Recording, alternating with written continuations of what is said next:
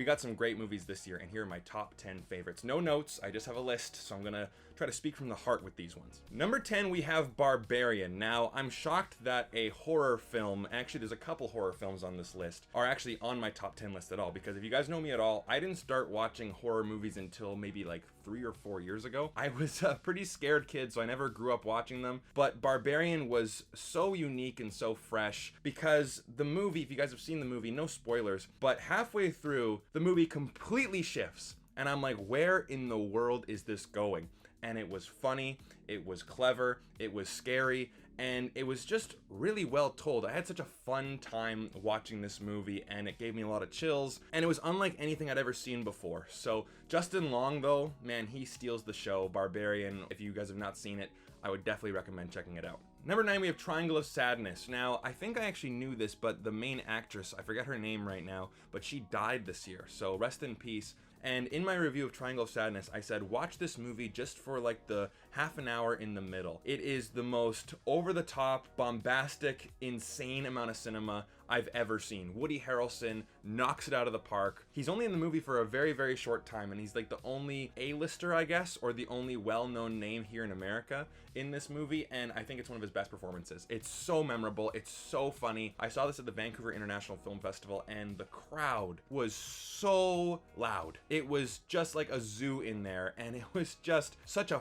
fun experience. I cannot wait to watch this movie again. It really took me by surprise, because I saw the trailer and I'm like, oh, this looks just so pretentious, but it wasn't pretentious. It was not subtle in any way, and it was unapologetic for it, and I really, really enjoyed it. Number 8 is Vengeance. This is a movie that I saw the trailer for when Movie Scene Canada said, okay, here are the movies for the month of, I believe it's July, and yeah, these are the movies, tell me what you think. And Vengeance showed up, and I said, that looks kind of interesting. BJ Novak, it looks pretty funny. That movie was hilarious. I think that's the movie I laughed at the most this entire year, and I thought that BJ Novak did a great job. You know, he's not the greatest actor in the world, but as a writer, I think that he is just a genius. And I love that this movie has a lot to say about current day politics, and I know I've complained about that in the past, like with the Texas Chainsaw Massacre movie, but with this one, he definitely does not necessarily pick a side. He highlights the good attributes of both sides of the political spectrum and of the different cultures in the United States. I mean, the US is such a big country that, you know, you go down to Florida, you go to New York, you go to California, you go to Washington, Alaska, Hawaii,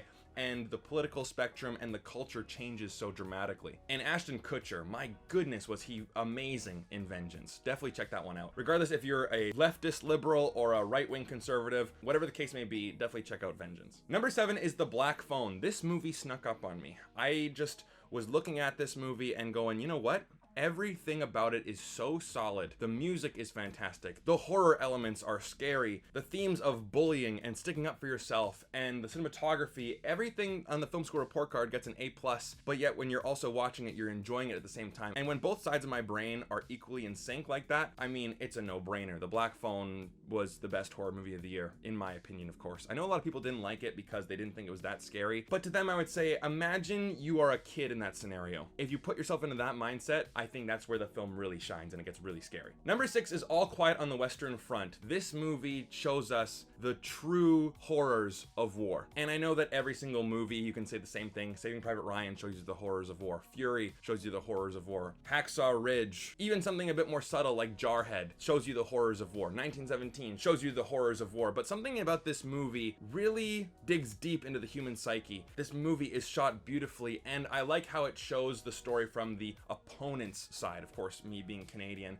we fight with the Americans and the British, but now when we see a movie from the Germans' point of view, you really do see how evil war actually is for both sides. And number 5 is Babylon. Now, I said in my review that this is the perfect mix between Once Upon a Time in Hollywood and The Wolf of Wall Street, and I also said that I know some people who love both those movies, but they're not movie people. They wouldn't, you know, go to the theater every single weekend. They don't necessarily know all the directors, know all the actors, but they love those movies just because of the excess and the over-the-topness, if you will. And I think that Babylon will speak to those people. And Tobey Maguire, I think, steals the movie, but I think that one little performance, you know, I'll remember that out of all the performances this year as just that one little tiny moment in the movie that just is so insane. I loved it. And Margot Robbie, sure, you know, some people have been saying she plays Margot Robbie, and at the beginning of the movie, I definitely agree. I mean, let's be honest, she's a movie star. She stole the show. Brad Pitt stole the show. I loved the love letter or suicide side note of cinema, the experimental ending,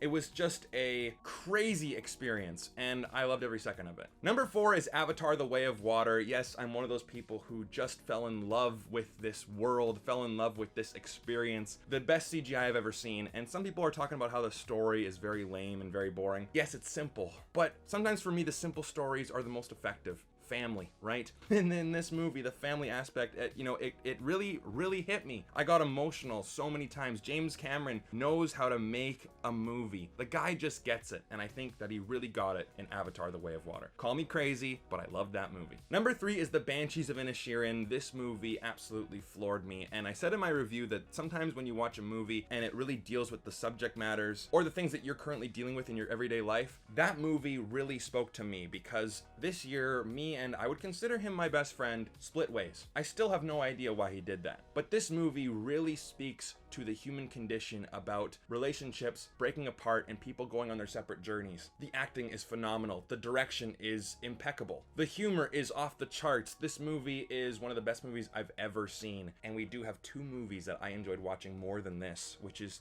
unbelievable. Number 2, we have The Batman. Yes, a superhero film did end up making it on this list. No, spoiler alert, the number 1 movie is not a Marvel film. I'm kind of glad that that's not the case, actually, because I'm kind of tired of those. But The Batman was absolutely sensational. Robert Pattinson, when I remember him being announced as Batman, and people were asking me, like, Brandon, how can they do this? This is unbelievable. This is terrible casting. And I said, you know what? People said the same thing about Michael Keaton back in the day. People would write letters to Warner Brothers back in 1988 before the movie came out. This is unbelievable. You can't do this. And I said, you know what? The casting directors in Hollywood are well paid, and for the most part, they know what they're doing. If they get a casting like this, so far out of the box, you know that it's going to be fantastic. And Robert Pattinson is my favorite Batman. It's so crazy to say that, but I loved how this movie felt like he was an actual detective. There wasn't much action in this movie, but when the action did hit, it was so well executed. And people get mad at me for saying this, big superhero purists, but I would say that the Batmobile chase is the best action sequence in a superhero film since the train sequence in Spider-Man 2. It was that good. I freaked out in my seat, and I normally don't do that. Honestly, even the portals scene in Avengers Endgame, when you see all 3 Spider-Men come together in No Way Home, I was excited for those, but the Batmobile chase was unbelievable. Colin Farrell as the Penguin. Holy crap, what a performance. I thought the Riddler was fantastic. I thought the look of this world was amazing. This felt like a Batman film. And people talk about, The Dark Knight. Is this better than The Dark Knight? I like this better as a Batman film, even though I think The Dark Knight might be just a better movie. But as a Batman movie, I'll give it to The Batman. And my number 1 film of the year, this should come to no surprise to anyone, Top Gun Maverick. I feel like it's a cliched answer, and I haven't actually seen many people's top 10 lists, but from a lot of people I've been talking to, everyone says that, yeah, this one is in the top 2, number 1, top 3. Top Gun Maverick was sensational. I've seen this movie so many times, and it still gives me shivers how wonderful the flight sequences were. They were shot for real, and that to me just soars over any CGI sequence. Sure, Avatar: The Way of Water is the best CGI I've ever seen, but I would still take the tangible in Top Gun Maverick over that any single day. Tom Cruise gives one of his best performances ever. Born on the 4th of July, sure, Jerry Maguire, he has great performances in his career, but something about this movie, it makes me so emotional. Miles Teller is fantastic in this movie. The story is so compact, it's simple. Yes, they take the ending trench run from Star Wars, but it's just so well executed, and that final action scene is one of my favorite scenes in cinema history. The ending, I am an emotional wreck. The music, Hans Zimmer's score, Lady Gaga's song. Top Gun Maverick is one of the best movies I've ever seen, and I'm doing my top 50 list. I've been working on it for a long time, and it's a list that always changes, but Top Gun Maverick it's up there, man. It is a fantastic, fantastic movie. All these movies are. So whatever your list is, let me know down in the comment section down below, guys. And again, these are just the movies I enjoyed watching the most. So with that being said, guys, hopefully you guys have a wonderful Christmas, a wonderful Hanukkah, a wonderful holiday season, and I will see you guys in 2023. If you like this video, hit like and subscribe. And yeah, I'm really looking forward to the movies in 2023. I was surprised at how many good ones came out this year. Let's hope that 2023 can do the same. I'll see you guys there to review all of them. See you then.